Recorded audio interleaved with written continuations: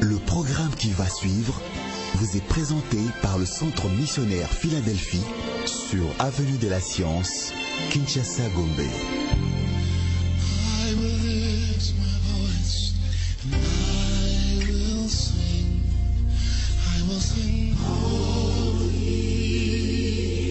Si vous entendez la voix du Seigneur aujourd'hui, n'endurcissez pas vos cœurs.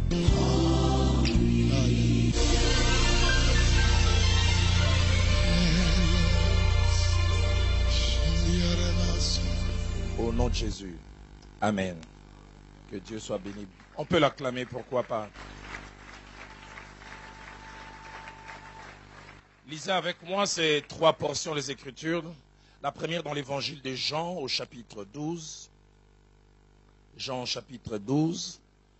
Nous partons du verset 4 jusqu'au verset 8e. Jean chapitre 12, du verset 4 au verset 12e. Une femme est en train d'offrir un parfum de grand prix, de manière un peu prophétique, pour symboliser l'ensevelissement du Maître.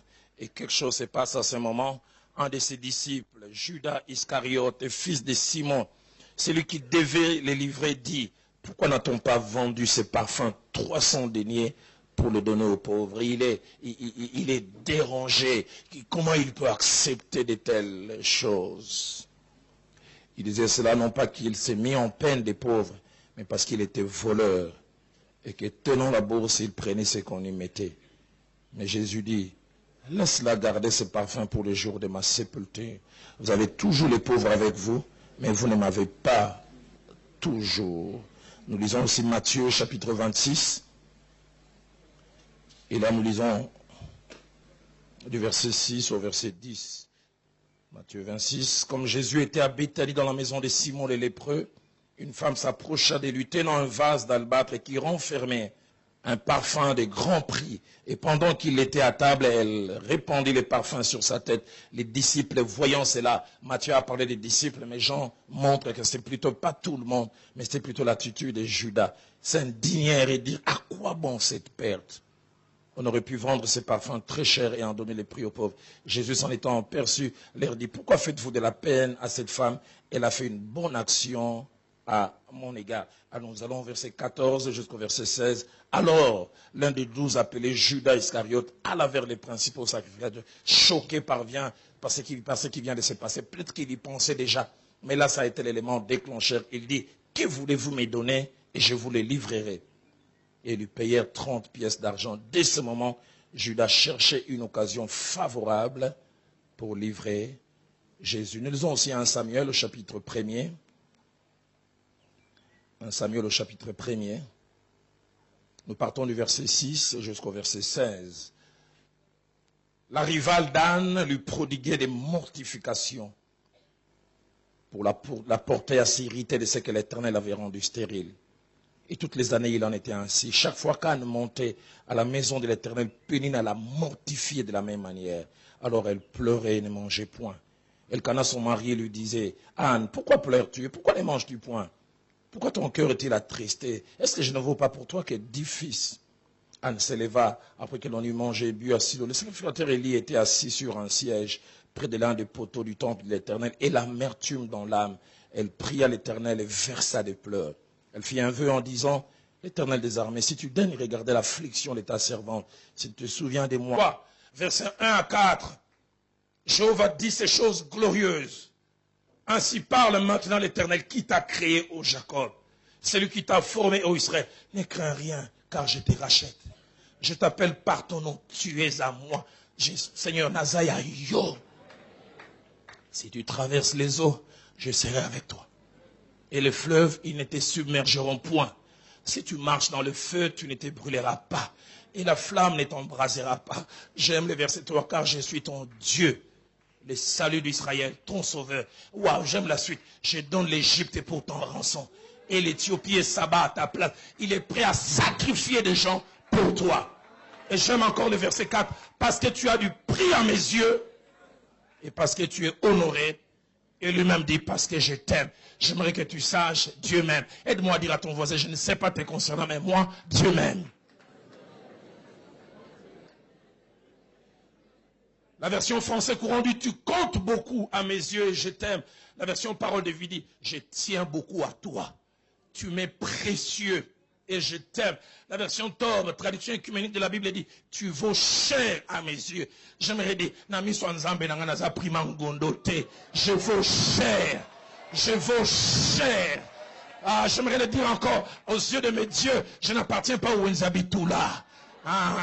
Ou les Thompson qui a commencé à coûter 10 000 le matin, à 18 h ça coûte 1 000 et moi, je garde ma valeur.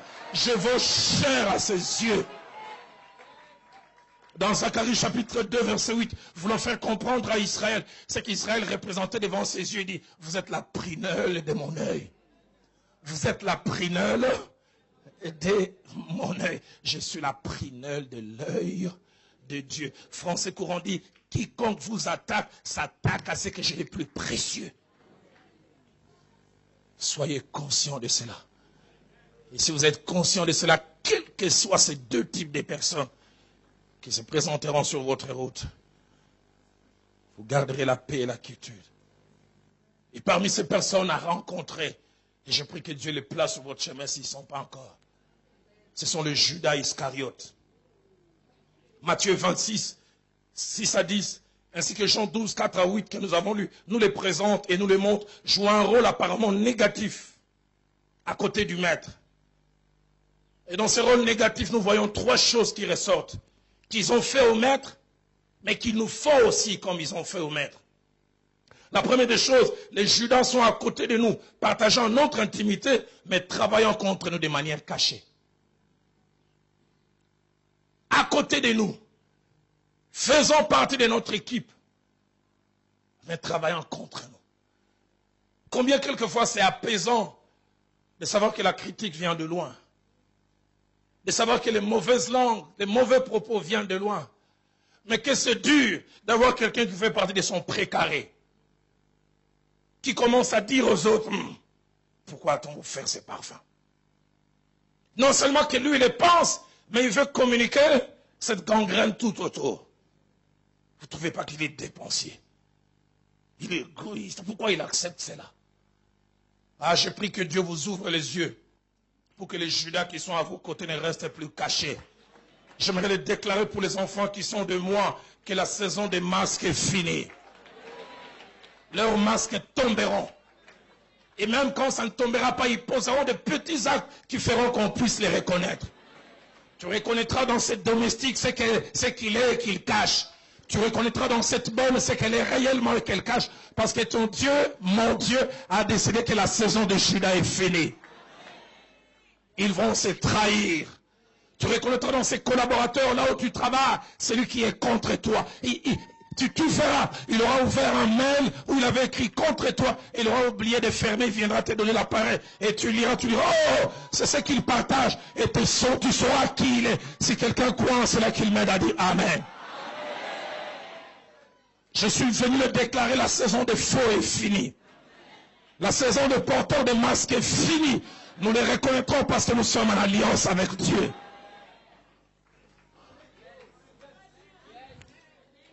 Les Judas sont des lâches et des hypocrites. Ils n'ont pas le courage de leurs opinions. Ils ne nous disent jamais les choses en face. Même quelquefois quand nous demandons leur opinion, ils sont bavards derrière notre dos. Judas, viens me dire si tu n'as pas apprécié. Viens me dire, maître, pourquoi tu as accepté cette offrande? Pourquoi? Non, il ne va pas dire au maître, mais il parle tout autour. Il veut faire de son opinion une opinion que plusieurs rejoignent. Mais j'aimerais dire à Judas, tu resteras seul. Tu mourras de ton propre venin.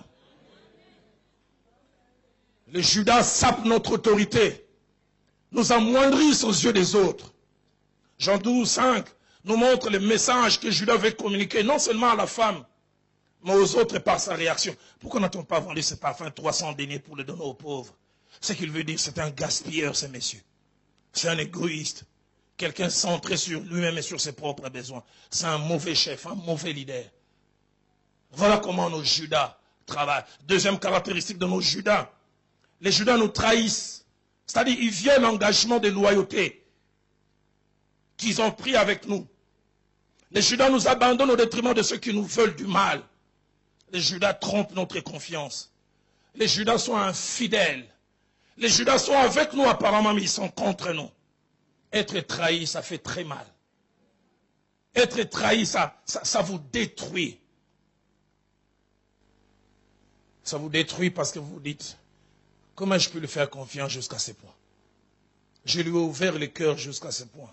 Et voir cette personne se détourner. Matthieu 26, 14 à 16 dit, alors l'un des 12, appelé Judas, alla vers les principaux. Remarquez, ce ne sont pas eux qui l'ont appelé. C'est lui qui a fait les mouvements vers eux. Et il dit, que voulez-vous me donner si je vous les livre? Ils lui payèrent 30 pièces d'argent. Et depuis ce moment, il cherchait une occasion favorable pour livrer Jésus. J'aimerais que tu saches, quelqu'un est en train de voir comment t'es livré. Il travaille pour cela. Il met son intelligence, ses moyens, ses relations. Comment faire? Mais je suis venu dire, si tu as Dieu, les Judas de ta vie ne réussiront jamais. Troisième caractéristique, attaché aux Judas. Les Judas travaillent toujours en deux temps. Nos Judas, de la même manière ils ont travaillé avec le maître, ils travaillent toujours en deux temps. Dans un premier temps de manière cachée. Mais dans un deuxième temps, ils finissent toujours par se révéler. Quand il est allé prendre les pièces d'argent, c'était caché. Il n'a pas dit, je vais aller les trahir. Il n'a même pas partagé ses projets avec quelqu'un. Insatisfait, fâché, pas d'accord avec le maître, il s'est tué. On l'a vu simplement se retirer. Où il est allé, personne ne savait. Luc 26, 47 à 48. Comme Jésus parlait encore, voici Judas, l'un des 12, arriva. Avec une nombreuse foule armée d'épées et de bâtons, envoyés par les sacrificateurs et par les anciens du peuple. Celui qui les livrait leur avait donné ce signe. Celui que je baiserai, c'est lui. D'abord de manière cachée, et puis il ne se cache plus. Il a la tête d'une délégation. Des gens armés d'épées, des gens armés de gourdins, qui est devant les disciples du maître. Qu'est-ce qu'il fait avec ces groupes? Il donne même un signe de ralliement. Certains disent, est-ce que la trahison de Judas était nécessaire? Vous savez, les gens ne connaissaient pas les habitudes de Jésus. C'est quelqu'un qui aujourd'hui était ici, et demain il était là. Et ils avaient besoin d'un guide. Quelqu'un qui pouvait les aider à aller l'attraper facilement. Trois choses étonnent dans la manière dont Jésus a géré Judas, et dont nous devons aussi gérer nos Judas.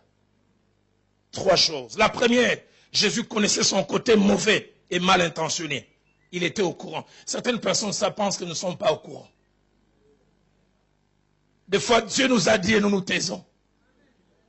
Nous voyons jusqu'où tu vas aller. Vous ne pensez pas que Dieu nous parle? Jean chapitre 6 au verset 70, la Bible dit, et c'est Jésus qui parle, n'est-ce pas moi qui vous ai choisi, vous les 12, mais l'un de vous est un démon. Il n'a pas su au moment de la trahison, il les savait déjà. Il savait même qu'il volait l'argent. Judas pensait que Jésus ne le voyait pas. Il voyait Jésus exercer la parole des connaissances auprès de la femme samaritaine. Et Judas avait l'impression que ces paroles des connaissances marchent avec tout le monde, mais pas avec moi. Des fois, Judas tremblait quand Jésus commençait à exercer. Il dit, aujourd'hui, ça va m'attraper. Il dit, mais j'ai l'impression que son radar n'évolue pas dans mon rayon d'action. Il connaissait tout. C'est pas parce qu'il ne disait rien. Deuxième réaction de Jésus devant Judas. Jésus ne l'a pas arrêté. Il a posé deux actes apparemment étranges. Étranges. J'aime ça. Matthieu 26, verset 50. Quand Judas vient, conduisant une foule armée de gourdins, d'épées, Jésus l'appelle d'une drôle de manière. Il appelle mon ami. Mon ami. J'aimerais vous dire, le Jésus que je prêche, le Jésus de la Bible, ce n'est pas un hypocrite. Ce n'est pas quelqu'un qui t'appellerait ce qu'il ne pense pas. Ce n'est pas quelqu'un qui ne dirait pas autre chose. Il appelle mon ami. Mais quand il dit ami, il ne veut pas forcément dire que nous avons des relations particulières. Nous avons de l'empathie l'un vis-à-vis de l'autre, de la sympathie. C'est quand il voulait dire ami, il voulait l'appeler ami de mon destin, ami de mon devenir, ami de mon futur. Toi, un autre terme attaché à ami, ça veut dire aussi catalyseur. Celui qui favorise une relation, une réaction. Il veut dire, toi, tu participes à mon devenir. Il est étonnant. Et c'est là où je trouve le mystère de la parole de Dieu. Là où Jésus dit de Pierre, arrière de moi Satan, quelqu'un qui lui veut du bien, qui veut lui éviter le mal, il appelle Satan. Mais quelqu'un qui lui veut du mal, il appelle mon ami. J'aimerais vous dire, quelquefois les Judas sont plus importants que les Pierres. Les Pierres, il faut leur dire, arrière de moi.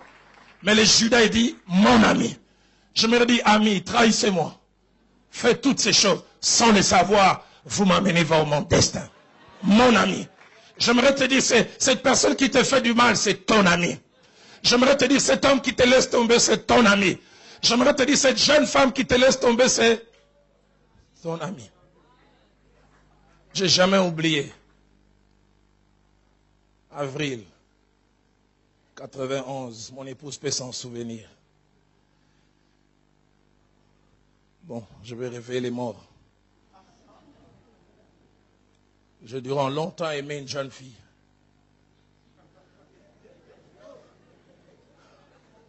J'ai rêvé qu'elle devienne mon épouse. Elle semblait aussi s'intéresser à moi. Elle me voit à l'église de la Borne, parlait assez bien, faisait un effort pour être présentable, mais elle ne connaissait pas chez nous. J'ai vu combien son attitude vis-à-vis de moi a changé le jour où elle est arrivée chez nous. Parce que chez nous, c'était compliqué. Pas de clôture, mur de la maison, pas de couleur, pas de crépissage. Un grand ravin devant chez nous, de telle sorte que même les amis me posaient la question des fois, à la Bonne Roland, chez vous il y a une piscine? J'ai dit oui, mais quand il pleut. Il y avait un grand ravin, et souvent on mettait un morceau de bois. Et les gens pourraient expliquer chez nous, si tu arrives là où il y a ces grands ravins, c'était chez nous. Elle a dit plus tard à une amie commune qu'on avait, elle a dit, les jours où je suis arrivé chez les Roland, j'ai vu que chez eux ne ressemblait pas à lui. Chez eux, ne lui ressemblait pas. C'est-à-dire, il ne ressemblait pas au jeune homme que je voyais.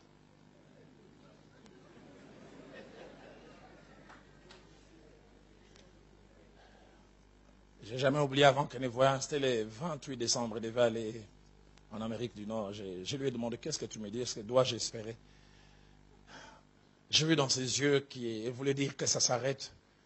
Mais elle a dit, je te dirai quoi plus tard. Je n'ai jamais oublié. Viviane peut se souvenir de ces jours.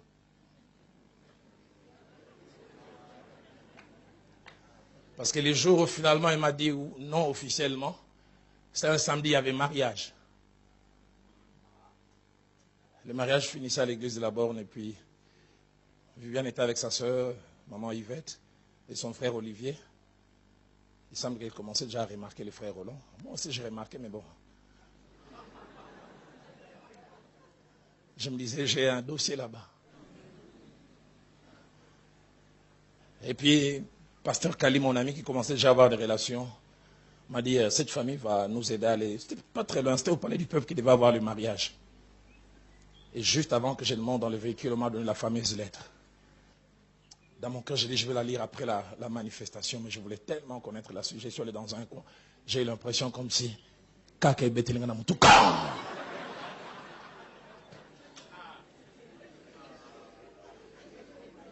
Je suis revenu dans le véhicule, j'étais sur une autre planète.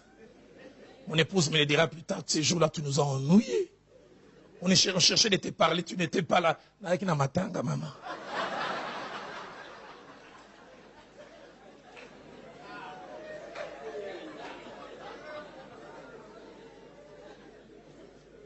J'aurais voulu qu'elle s'arrête à me dire non, c'était son droit.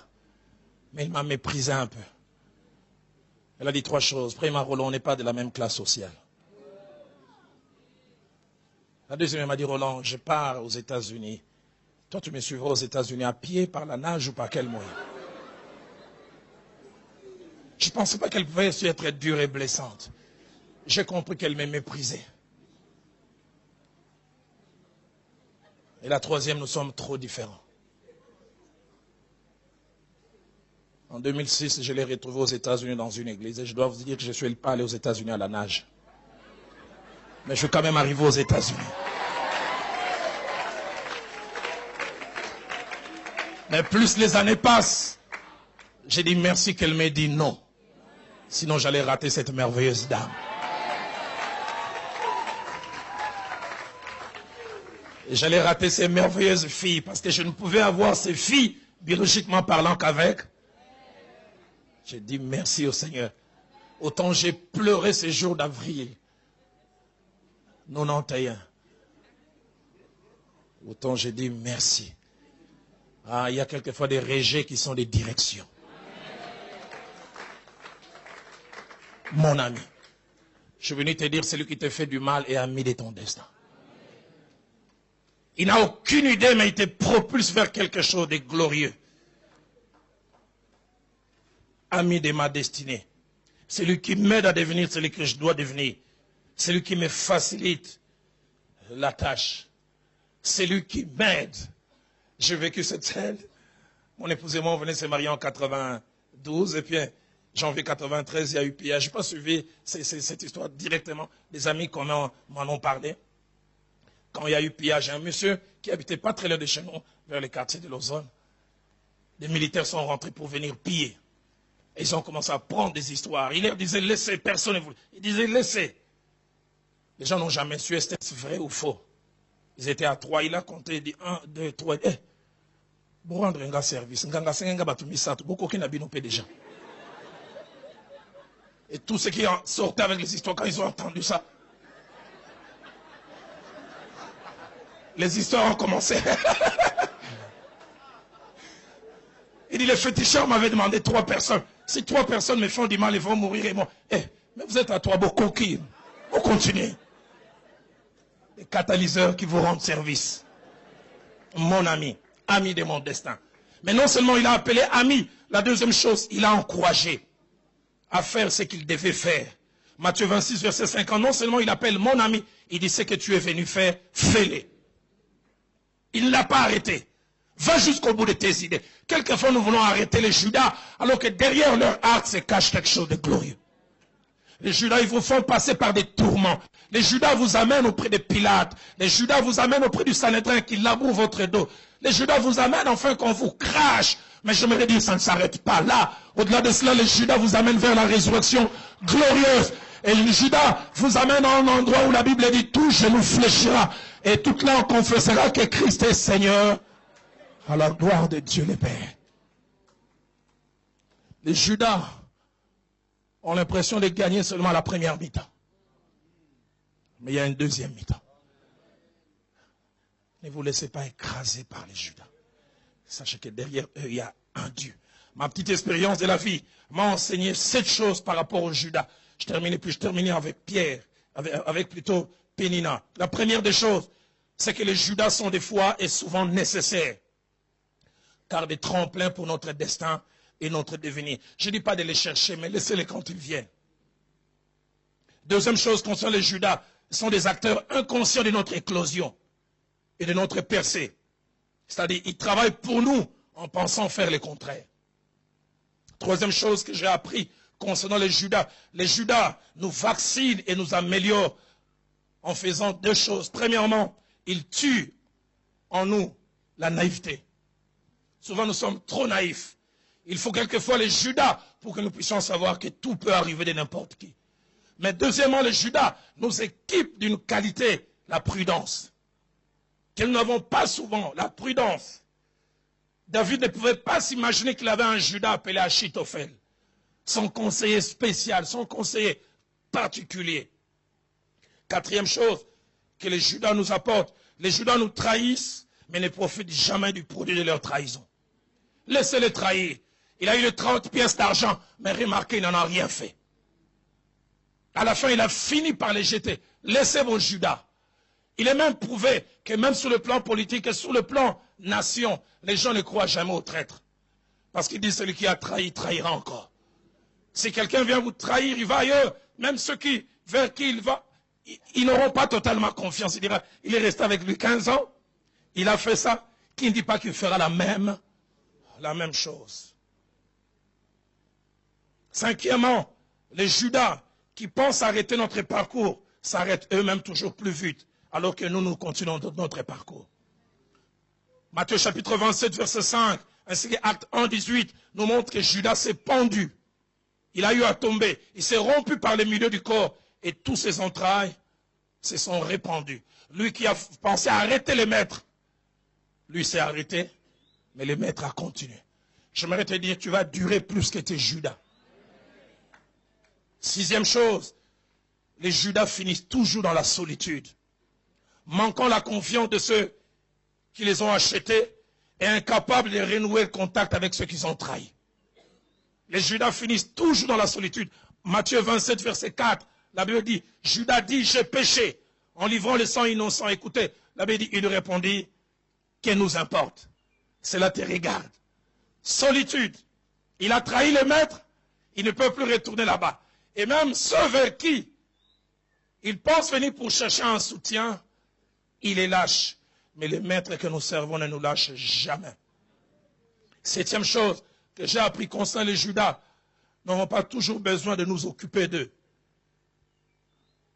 Deux choses. Dieu et les temps s'occupent des Judas très bien.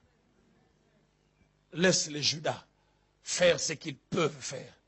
Tu as un Dieu fort, un Dieu puissant, un Dieu capable qui sait contrôler tes Judas.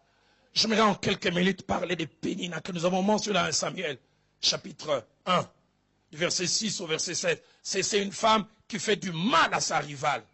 Nous en parlerons peut-être plus en profondeur la séance prochaine, plutôt la séance d'après, parce que dimanche prochain, c'est un dimanche de Pâques. Pentecôte, pardonnez-moi, merci. Les Pénina ont 4 caractéristiques différentes de Judas. Des caractéristiques génériques. La première, c'est que les Pénina nous attaquent directement, de manière ouverte, contrairement aux Judas qui le font de manière cachée. Attaque. La Bible dit ça dans 1 Samuel chapitre 1er, verset 6. Sa rivale lui prodiguait des mortifications, des propos pour l'amener à s'irriter contre Dieu. Les Pénina nous attaquent. Les Pénina nous choquent. Deuxième caractéristique des Pénina. Les Pénina profitent de ce que nous n'avons pas pour nous abaisser. Les Pénina nous connaissent. Elle n'a pas d'enfant, je vais l'attaquer sur ce point. Il n'a pas du travail, je vais l'attaquer sur ce point. Il n'a pas encore telle chose, je vais l'attaquer sur ce point. Troisièmement, les Pénina font de notre malheur leur sujet de joie. La mortifier. Faisait du mal. Et quatrièmement, les Pénina sont des stratèges. 1 Samuel 1,7 dit, et toutes les années il en était ainsi. Chaque fois qu'Anne montait à la maison de l'Éternel, Pénina l'a mortifié de la même manière. Quelquefois, Pénina s'est taisée, mais elle attendait simplement que Anne lève l'option d'aller à la maison de l'Éternel. La maison des solutions. La maison où on va parler à Dieu. Les contextes montrent que, un peu comme à la manière des quinoises, quand Anne disait je vais à la prière, Pénina disait bon semble la rappel résultat mon anakae. Biso to semble la rappel to zoara na biso. Priez qu'on voit aussi les résultats. Nous on ne prie pas quand on n'a pas les résultats. On a les résultats sans prier. Chaque fois, le but c'était casser sa foi. Le but c'était la décourager. Le but c'était de lui montrer que ton Dieu ne fait rien. Les Pénina. Mais j'aime 5 autres caractéristiques attachées aux Pénina. 1 Samuel 1,2 nous révèle que les Pénina ont ce que nous n'avons pas. Et leur stratégie, ils ne veulent pas que nous puissions avoir. Pénina avait des enfants. Son bonheur, c'était ce qu'Anne n'en est pas. Elle voulait que Anne reste dans un statu quo. J'aimerais dire à quelqu'un, les souhaits de tes Pénina, Dieu ne va pas les satisfaire. Deuxième caractéristique des Pénina, 1 Samuel 1,6 nous révèle 3 choses. Les Pénina font de notre malheur leur sujet de joie. Les Péninas sont des stratèges, comme je dis. Elles ne nous attaquent pas n'importe quand. Lorsque nous voulons rechercher celui qui peut changer notre condition. Troisièmement, les Péninas nous poussent à douter de Dieu et à ne plus lui faire confiance. Ils dévaluent notre foi. Les Péninas aiment toucher notre self-esteem. Ils nous abaissent. Ils ont comme une spécialité comment parler. Mais 1 Samuel 1, 7 à 8 nous montre que les Péninas sont des voleuses de joie. Ils volent notre joie, notre quiétude et la joie de vivre. Elkana, son mari, lui disait, Anne, pourquoi pleures-tu? Pourquoi ne manges-tu point? Pourquoi ton cœur est-il attristé? Tristesse, manque de joie, incapacité de manger, non pas parce qu'elle veut, mais parce que quelqu'un pose des actes qui l'amènent là. Les Péninas vous disent à quoi ça sert de manger. Les Péninas vous détruisent au plus profond. Quatrième chose, 1 Samuel 1,10, les Péninas sont quelquefois la base de nos progrès spirituels. J'aimerais dire, il y a des vies de prière que nous n'aurons pas sans les Péninas.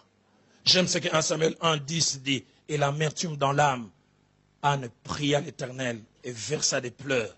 Le verset 12 même ajoute, comme elle restait longtemps en prière devant l'Éternel, Élie observa sa bouche. Il y a quelquefois des profondeurs que nous n'atteindrons jamais dans notre relation avec Dieu sans les coups des Péninas. Des fois, il n'y a pas mieux que les coups des Péninas comme des invitations dans le lieu de la prière. Des fois, il n'y a pas mieux que les moqueries pour chercher Dieu. Des fois, il n'y a pas mieux que tout ce que les gens disent de négatif pour chercher Dieu. Des fois, il n'y a pas mieux que l'adversité au travail pour qu'une vie spirituelle revienne. Des fois, il n'y a pas mieux une femme qui dit, je sais savoir que ça ne va pas avec mon mari au travail quand il retrouve la dévotion matinale. Quand ça va, c'est réveil, télé, les infos du matin, et puis départ au bureau. Mais chaque fois que je commence à les voir vers 5h30,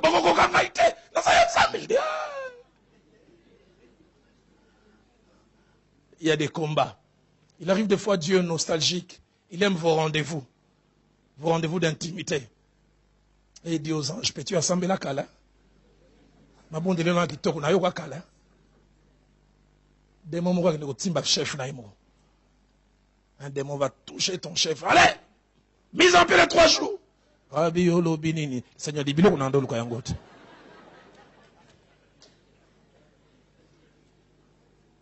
Il arrive des fois, les ânes ne prient pas longtemps parce qu'il manque de Péninas. Quelquefois, les Péninas nous amènent à une profondeur que nous n'aurons pas en temps normal. Je termine en ce jour en disant une dernière chose. Les Péninas obligent les dieux cachés derrière nous à se révéler.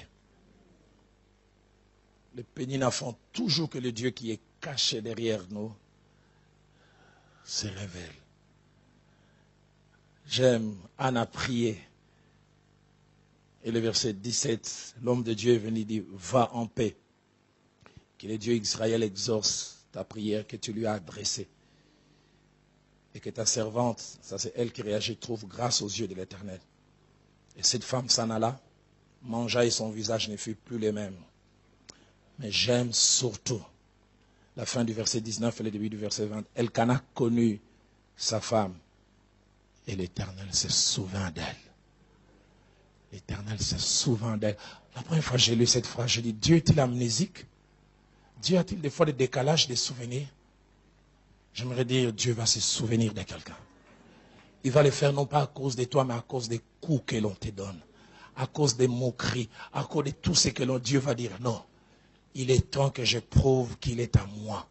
Il est temps que je montre qu'elle est de mon côté. Et Dieu se souvient. Seigneur, je lève ma main pour dire pour mes enfants, souviens-toi de quelqu'un. Dans le cours de l'année, Anne devint enceinte. Elle enfanta un fils qu'elle nomma Samuel. Car, dit-elle, je l'ai demandé à l'Éternel. Et j'aime en terminant dire, les Péninas sont des parents indirects de nos Samuel.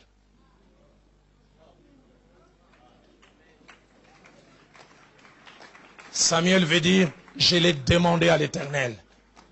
Mais je l'ai demandé à cause des coups. Je l'ai demandé à cause des moqueries. Ce que j'aime avec le Dieu de la Bible, tous les enfants de Pénina sont restés des célèbres inconnus. Quelqu'un connaît-il un nom d'un enfant de Pénina? Mais l'enfant né des coups s'est appelé Samuel. Les jours où il est mort, il y a eu deuil national en Israël. Les fruits des coups. J'aimerais encore aller plus loin. C'est que le Pénina ouvre la porte de ce qui était fermé. Parce qu'après Samuel, Anne a eu encore 4 enfants. Des enfants qui ont aussi marqué l'histoire d'Israël. Mais je termine en disant, les Pénina, sans le savoir, sont les sources d'inspiration de notre chant. Quand Anne a eu un enfant à cause des Pénina, j'aime ce que Anne a déclaré. Finalement, quand elle a eu un enfant, elle dit, ma bouche s'est ouverte. Ma bouche s'est ouverte devant mes ennemis. 1 Samuel chapitre 2, verset 1. Anne priait l'Éternel et dit, mon cœur s'est réjoui en l'Éternel.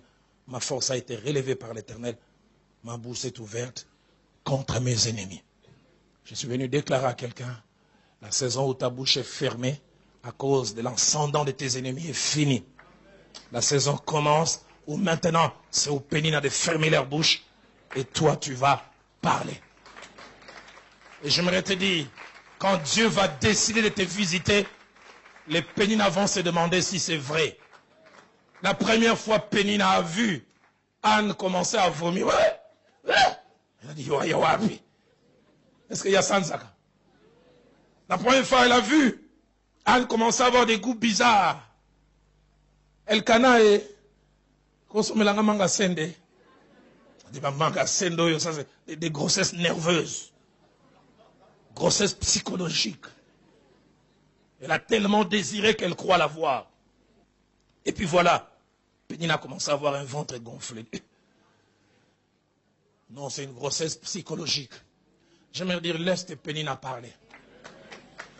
Jusqu'au jour où Pénina a entendu d'une case.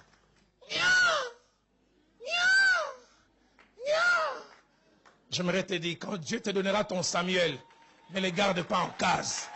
Sors et montre à Pénina. Montre à Pénina. Quand on était petit, quand les amis s'étaient moqués trop de toi, quand tu avais une chose, tu passais devant et tu leur faisais ça. Kaka, Bolobaki, je suis venu déclarer à quelqu'un, c'est ta saison de parler. C'est ta saison de t'élever.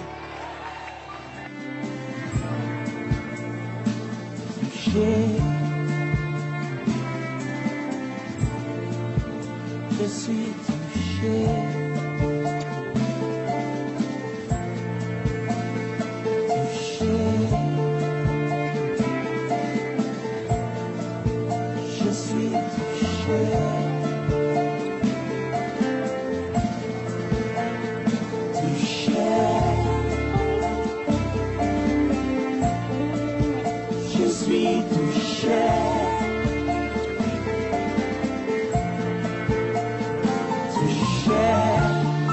Ce matin, j'aimerais être touché. Je suis touché par ta parole, par la louange, par chaque moment de ce culte. Je veux être touché. Je veux sortir de cet endroit en me disant, je suis touché. Oh. Touché. Oh. Je suis touché.